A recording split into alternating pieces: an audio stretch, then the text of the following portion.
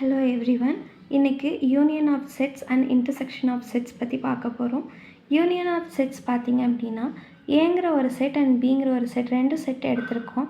இதில் ஏவோட எலமெண்ட்ஸ் பார்த்திங்கன்னா 1 2 3 அண்ட் பியோட எலமெண்ட்ஸ் பார்த்திங்கன்னா 2 3 4. இங்கே ஏ யூனியன் பி அப்படிங்கும்போது நம்ம என்ன பண்ணுவோம் அப்படின்னா எல்லா நம்பர்ஸையும் ஜாயின் பண்ணி எழுதணும். அவ்வளோதான் யூனியன் பொறுத்த வரைக்கும். ஸோ இங்கே வந்துட்டு 2 3 வந்துட்டு ஏ செட்லேயும் இருக்குது, பி செட்லேயும் இருக்குது. நம்ம ஜஸ்ட் ஒன் டைம் எடுத்துக்கிட்டால் போதும். இது யூனியன். அதுவே இன்டர்செக்ஷன் அப்படின்னு பார்த்தீங்கன்னா இங்கே சி அண்ட் டிங்கிற ரெண்டு செட் எடுத்திருக்கேன். இதில் 5 6 7ங்கிறது சிங்கிற எலமெண்ட்ஸ், சியோட எலமெண்ட்ஸ், அண்ட் டியில் வந்து 6 7 8ங்கிற மூணு எலமெண்ட்ஸ் எடுத்திருக்கேன்.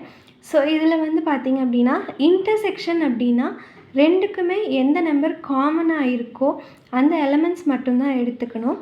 ஸோ இங்கே பார்த்திங்கன்னா சிலையும் 6 7 டிலையும் 6 7 வந்து காமனாக இருக்குது. ஸோ இன்டர்செக்ஷன் என்ன பண்ணுறோம் அப்படின்னா 6 7ங்கிறத மட்டும் எடுத்துக்கிறோம். இவ்வளோதாங்க.